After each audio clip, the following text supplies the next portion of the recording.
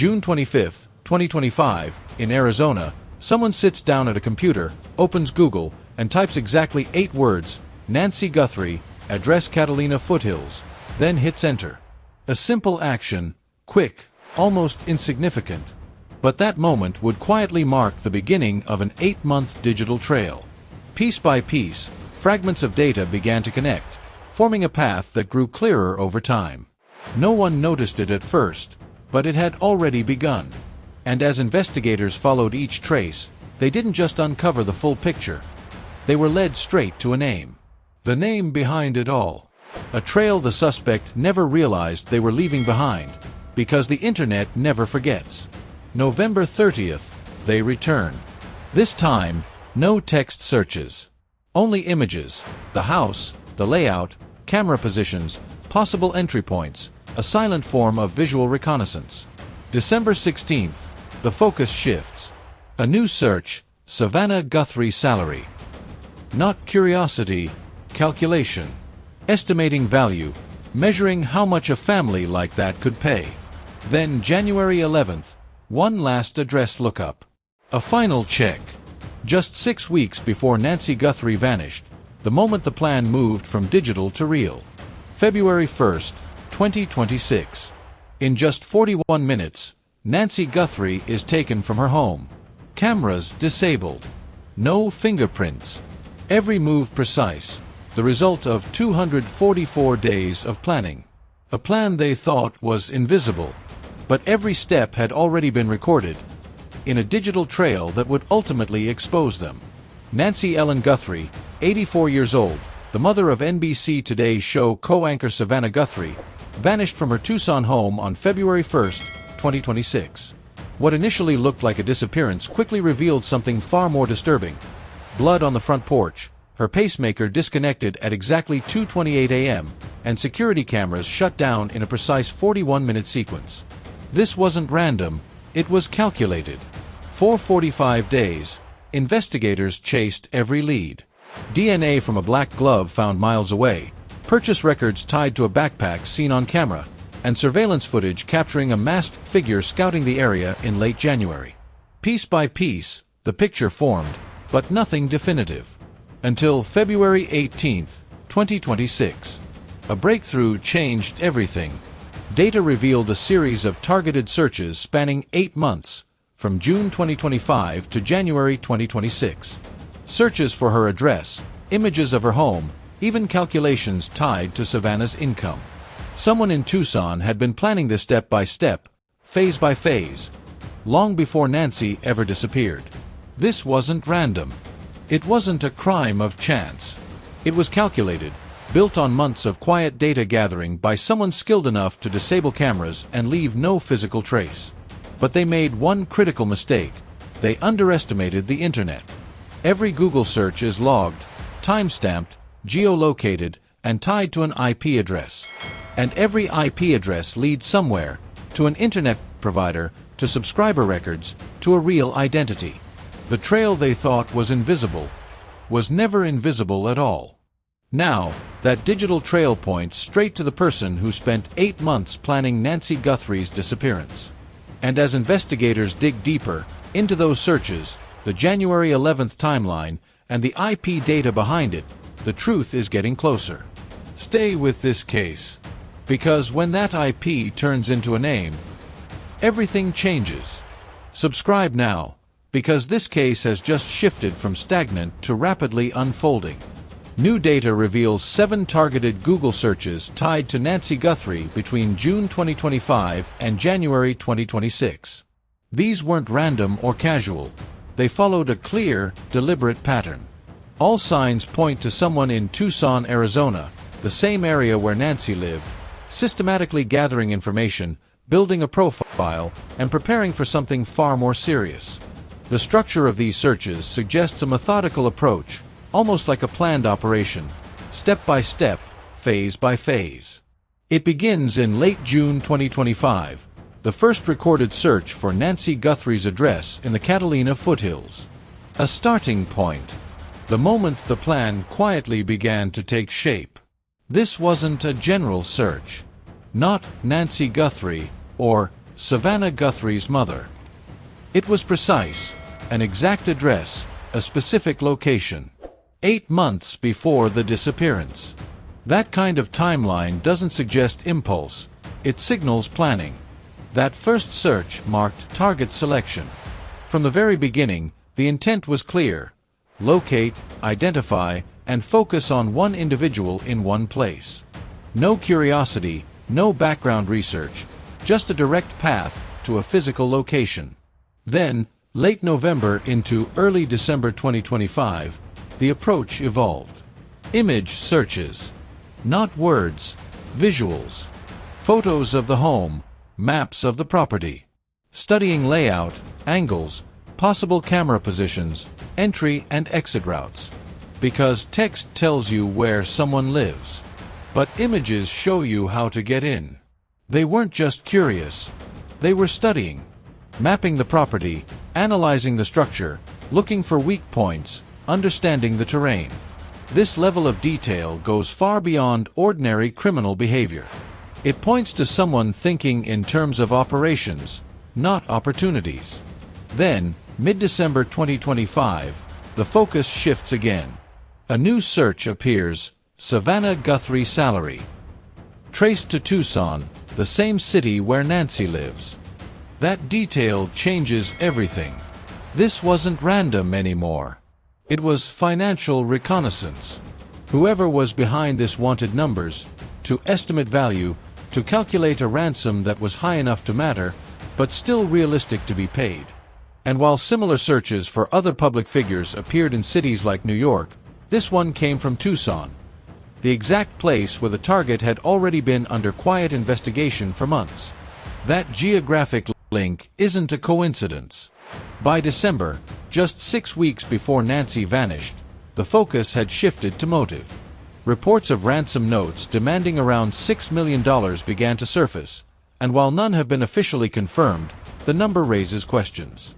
It aligns almost too well with someone estimating what a high-profile TV anchor's family could realistically pay. This wasn't emotional. It was calculated. A deliberate financial decision, weighing risk against potential reward. Someone ran the numbers and decided it was worth it. Then comes January 11, 2026, a date investigators are paying close attention to.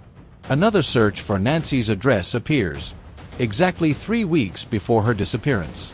Not the beginning, not the middle, the final phase. And here's where it gets critical. Authorities have specifically asked for Ring camera footage from that exact day. Because whatever happened on January 11th, they believe it was a key step just before everything unfolded. January 11th wasn't random. It was the turning point. A Saturday. The final search before everything moved from online planning to real-world action. By then, the suspect had already gathered the address, studied the property, analyzed finances.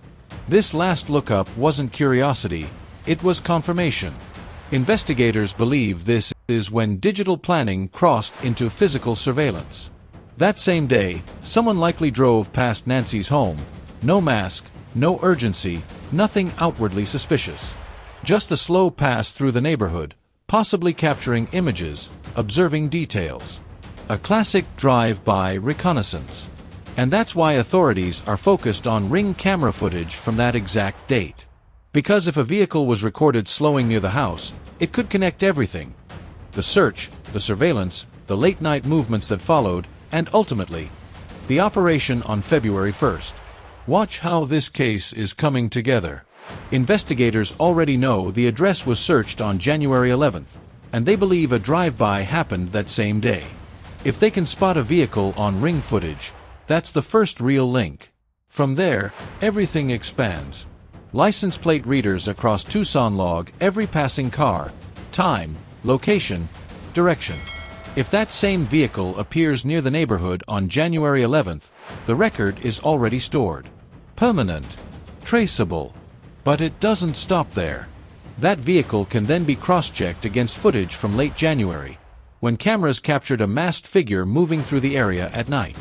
Checking doors, passing through yards, appearing between midnight and 2 a.m. And in some of those clips, vehicles sit quietly in the background. If one of them matches the car from January 11th, the connection becomes hard to ignore. A new detail adds even more weight to January 11th. Someone in Nancy's neighborhood reportedly posted on the Ring Neighbors app about suspicious activity that day, enough to catch attention. Authorities responded, urging others to review their own footage. That means one thing: whatever happened wasn't isolated. It may have been seen from multiple angles. Investigators are now looking to connect those perspectives. Different cameras, same time frame, possibly the same vehicle or individual moving through the area. This is how a case becomes airtight. And the pattern is now unmistakable. June, the address is searched. November and December, images studied. December, finances analyzed. January 11th, a daytime pass. Then, late January, nighttime movement. Multiple cameras capture a masked figure between midnight and 2 a.m., checking doors, moving through yards, testing the environment. Step by step, phase by phase, until February 1st. Execution. This was the final stage of preparation, real-world testing, monitoring how quickly anyone would respond, observing patrol patterns, confirming camera positions, and learning how the neighborhood moved after midnight.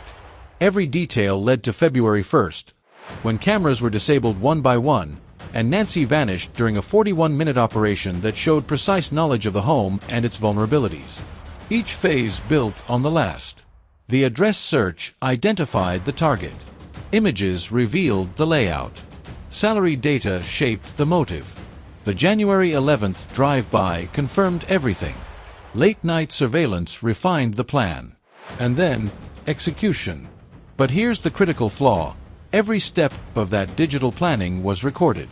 Each Google search carries an IP address, a direct link to the device, the location, and ultimately, the person behind it. IP addresses function like digital fingerprints. Every time a device connects to the internet, it's assigned an address by an internet provider, logged, timestamped, and tied directly to a subscriber account. Google records every search alongside that data. What was searched, when, and from which IP. And that record doesn't just disappear. With a warrant, investigators can access those logs. From there, the process becomes methodical. They pull search data tied to specific terms and timeframes. In this case, searches related to Nancy Guthrie's address and Savannah Guthrie's salary over an 8-month span. Each search leads back to an IP address. Then comes the next step: matching those IPs to internet service providers. Providers keep detailed records of which customer was assigned each IP at any given moment. So when law enforcement presents an IP address and timestamp, the system points to exactly who was behind it, turning a digital trace into a real identity. Once matched, the system reveals the subscriber behind that IP at that exact moment. Name, address, billing details, contact information. Not just data, a real person, tied to a real location. If all 7 searches trace back to a single IP, the connection becomes undeniable. The same source that looked up Nancy's address in June is the one calculating ransom value in December. One device, one location, one individual planning over 8 months. That IP leads straight to a physical address, and whoever lives there immediately becomes the center of the investigation. Even if multiple IPs were used, the trail doesn't break. Home networks, mobile data, all of it is logged. Different connections can still point back to the same account, the same user. What seemed like separation still converges on one identity. Even attempts to hide leave traces. Cell tower data can place a phone at the exact moment a search is made. Public Wi-Fi. That location likely has cameras. Even VPNs keep connection logs that can be traced back with the right warrant. What stands out most is location. These searches didn't come from across the country, they came from Tucson. Local. Someone close enough to drive by, observe, and act without drawing attention. This wasn't curiosity. It was proximity combined with planning. And that level of planning raises a bigger question. Who does this? Who spends 244 days building toward a single moment? Experts say this pattern, slow, methodical, escalating, is exactly what you see before a planned abduction. That's why investigators are making this public. Because someone, somewhere, may recognize this behavior. The searches, the patterns, the signs that were there all along. Someone, somewhere, may have noticed it, the obsession. Repeated searches about Nancy Guthrie, unusual questions about her family, a fixation on Savannah Guthrie's wealth that didn't feel normal. At the time, it meant nothing. Now, it could mean everything. One tip, one name, that's all it takes to connect it to the digital trail. Because this behavior isn't random. It reflects something far more controlled. 8 months of preparation points to patience most criminals don't have, the ability to wait, to plan, to stay focused without acting too soon. And the structure is unmistakable. Address, images, salary, surveillance. Each step follows a clear sequence, each one building on the last. This wasn't scattered curiosity, it was a system. A deliberate checklist, executed over months by someone thinking far ahead of the moment. The motive isn't hidden, it's calculated. That salary search wasn't curiosity, it was math. Someone looked at Savannah Guthrie's income and saw opportunity, estimating a ransom that would be high, but still payable. This wasn't emotion. It was a decision based on risk versus reward.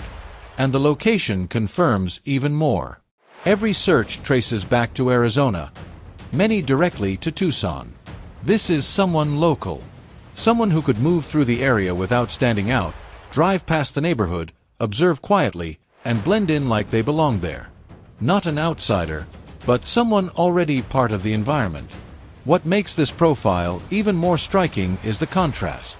The suspect showed the ability to plan, to execute, to disable security systems with precision. Yet at the same time, they left behind a complete digital trail. Skilled in real-world tactics, but blind to digital exposure. That combination points to someone trained to think operationally, but not someone who understood how visible their online actions really were. This points to someone who understood surveillance, possibly through military, law enforcement, or self-taught methods. They knew how to observe, plan, and prepare in the real world. They understood reconnaissance, target selection, and how to operate without leaving physical evidence. But there's a gap. While their physical planning was precise, their digital awareness was not. No understanding of IP tracking, search logs, or how easily online activity can be traced. Strong in operational execution, weak in digital concealment. And that weakness may be what exposes them. Now investigators have something powerful, a profile. Someone local to Tucson, patient enough to plan for months, organized, methodical, financially motivated, capable in the field, but careless online. And when that profile is matched against real data, the list of possible suspects starts to shrink fast. Now the pieces start to tighten. Who bought an Ozark Trail backpack during that window? Who matches the facial features seen on doorbell footage? Whose vehicle appears on Ring cameras during those late-night movements? When physical evidence, behavioral patterns, and digital traces overlap, the suspect pool shrinks fast, down to a manageable number. And once an IP address produces a name, everything accelerates. Investigators don't stop at a few searches, they dig into the full digital history. Every query, every pattern, every detail tied to that connection. What else did they look up? Camera systems. Entry methods, ways to avoid detection, locations to buy specific gear. Step by step, the digital record may reveal not just intent, but the entire blueprint behind the operation. The digital footprint goes far beyond a few searches. It's everything: browser history, websites visited, videos watched, forums explored, purchases made, even downloads and email activity. Every interaction leaves a trace, and together, they form a complete picture of behavior over time. That's where it gets powerful. Investigators can uncover patterns, not just what the suspect did, but how they thought. Other potential targets. Past kidnapping cases studied for tactics. Online discussions about surveillance or evasion. Even early searches for wealthy public figures before narrowing in on one name. And the deeper they look, the more it reveals. Questions about health conditions, medications, survival timelines, details that suggest planning beyond the abduction itself. This isn't random browsing. It's a pattern, a method, a trail that shows exactly how the target was chosen and how the plan was built step by step. The digital trail may go even deeper: searches for remote locations, ransom methods, anonymous communication.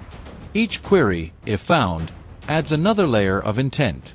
And beyond content, timing becomes critical. When was this person online?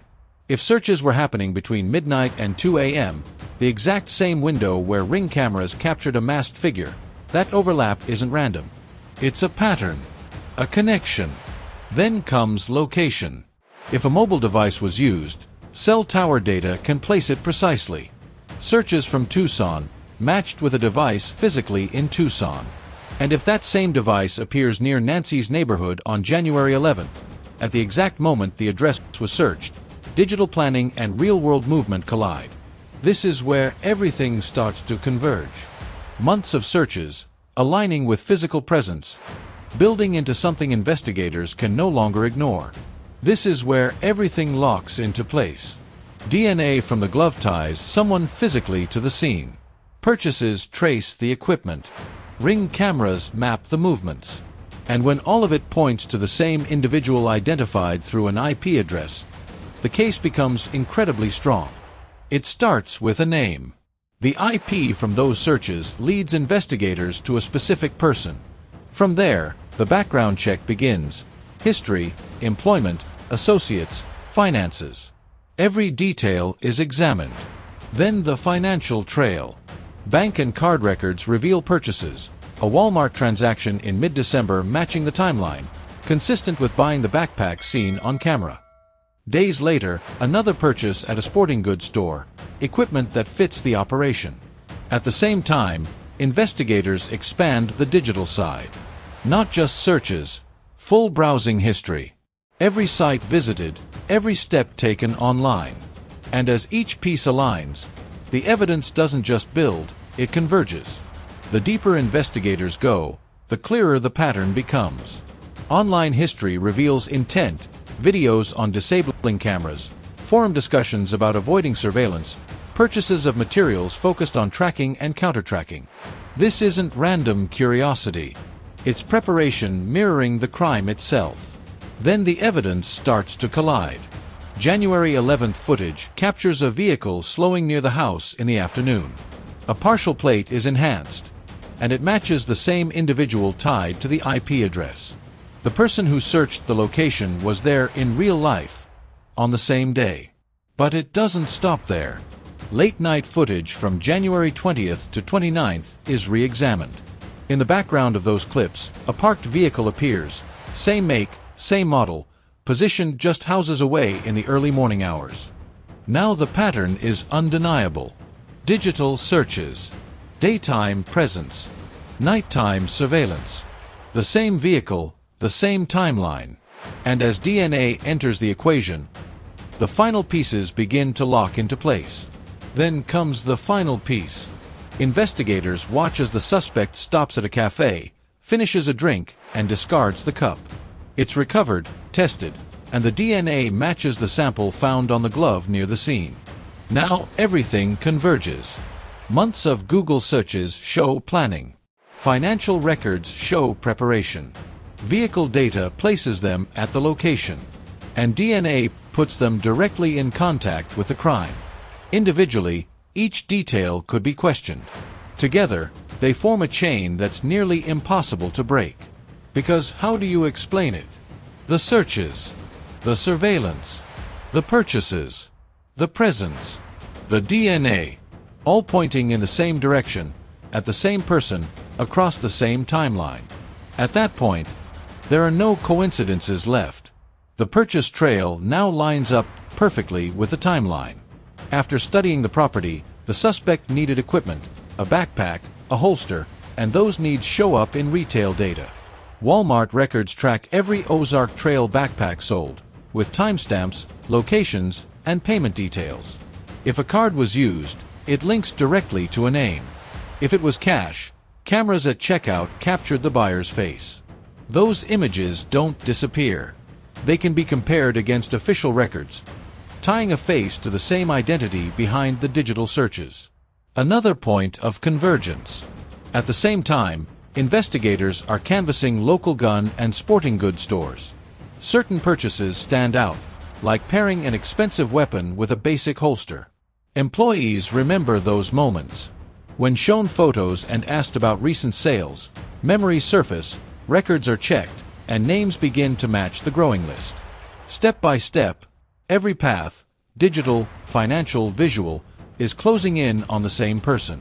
Each detail keeps tightening the net. A name from the IP address is one thing, but matching it to physical traits makes it undeniable. A ring seen in surveillance, the same ring visible through a glove in doorbell footage. Small detail, powerful connection. Digital identity now aligns with a real person on camera. And that matters, because for weeks, this case went nowhere. DNA returned no matches. Millions of profiles checked. Nothing. Ransom notes led to dead ends. No suspects. No answers. Until now. This new digital evidence changes everything. It turns scattered clues into a connected case, one that can move forward. Because when that IP address becomes a name, and that name becomes an arrest, everything shifts in an instant. What makes this even more unsettling isn't just the crime, it's the timing. While life was unfolding normally, something else was happening in the background. Quietly, deliberately. While holidays were being celebrated, someone was calculating value, turning a person into a number based on income. While cameras were rolling and smiles were broadcast to millions, someone else was studying a home, analyzing angles, planning entry. Day after day, for 8 months, two realities existed side by side. One filled with routine, family, and normalcy. The other, hidden, methodical, and focused on a single outcome. And that's what makes it deeply disturbing. This wasn't random. It was targeted. Specific searches, specific names, specific intent. A plan built in silence, while no one knew it was already in motion. While life moved forward as usual, something else had already begun. In July, the target had been chosen. By Thanksgiving, the home was being studied. By Christmas, numbers were being calculated, a ransom built around a family's success. That's what changes everything. This wasn't chance. It wasn't random. It was deliberate. A family observed, analyzed, and reduced to data points. A mother identified as the vulnerability. A daughter's career turned into leverage. And the most unsettling part, it all happened in plain sight. Passing through the same streets, the same stores, the same everyday moments. Never knowing someone nearby was watching, planning, waiting. For 8 months, normal life continued. But behind it, a decision had already been made, and a plan was already in motion. Someone took years of achievement, recognition, and hard work, and reduced it to a number. A value to be exploited. Visibility became vulnerability. Success became leverage. And that shift changes how the entire situation is felt, not just understood. Because it doesn't stop at fear or loss. It brings something deeper, questions that shouldn't exist. Whether success played a role.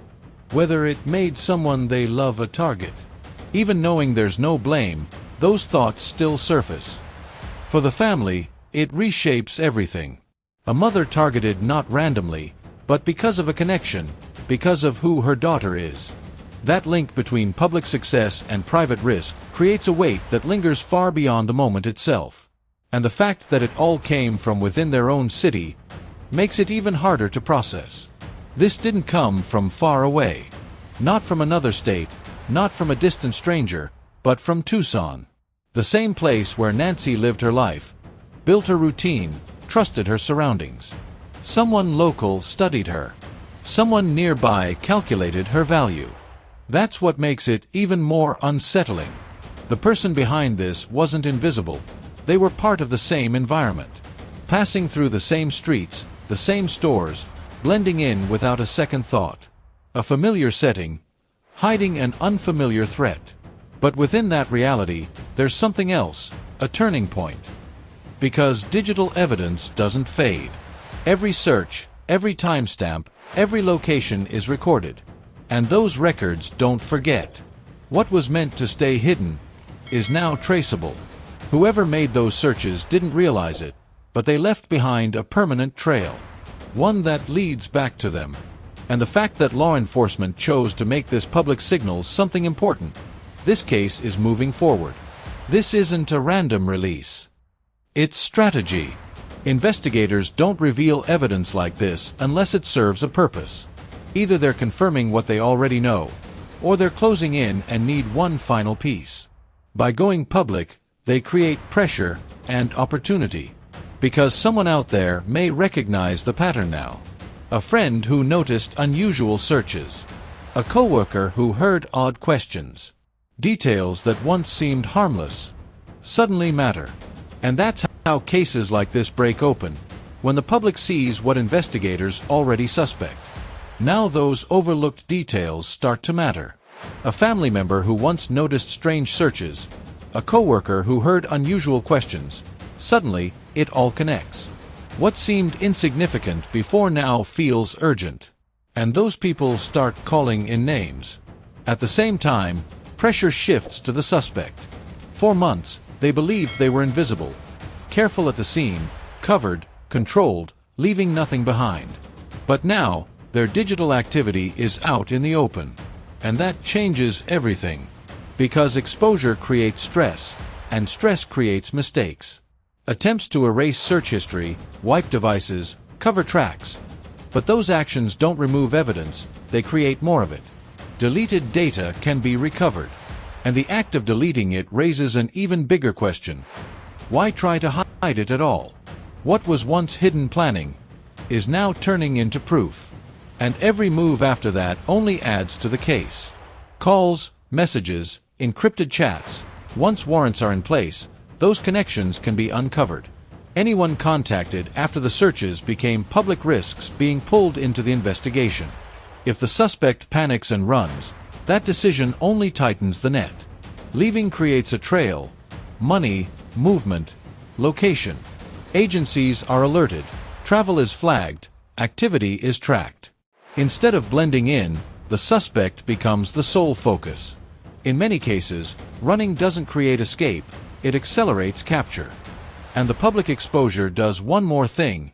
It sends a message to anyone else involved. The investigation isn't stalled anymore. It's moving and closing in.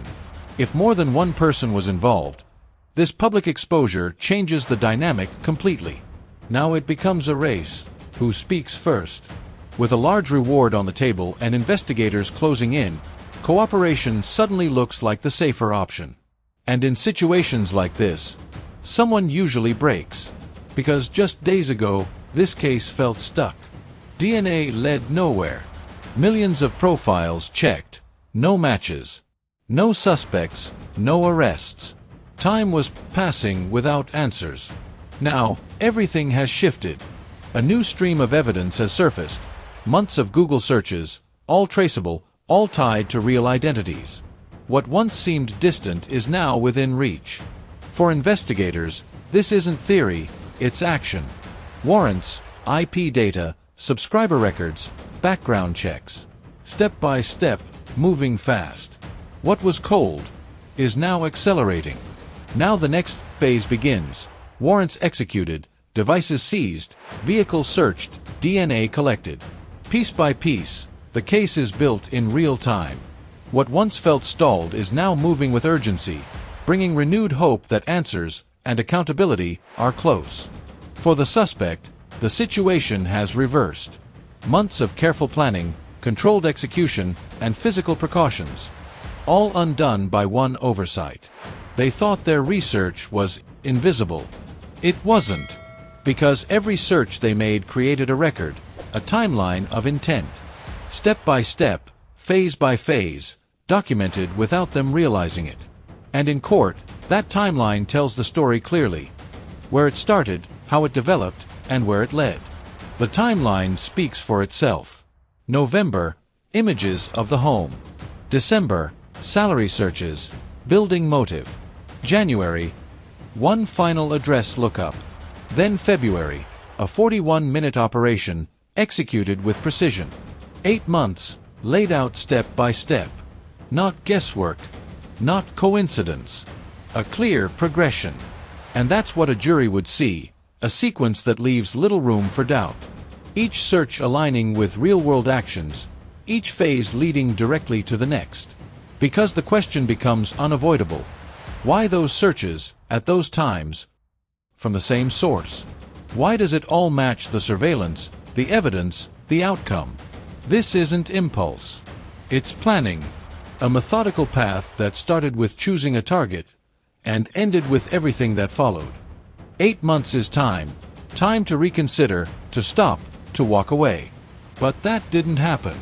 Day after day, choice after choice, the plan continued. And that matters. Because it shows intent. Not a moment, but a sustained decision. And over that span, cracks can form. A comment to the wrong person. A search left open on a screen. A purchase that seemed unusual. Small details easily overlooked at the time, but not anymore. Now, those moments come back into focus. People start to remember. Patterns start to make sense. Because someone, somewhere, saw something, a behavior that didn't feel right, an interest that went too far. And now, those observations could be exactly what investigators need to connect everything to one person.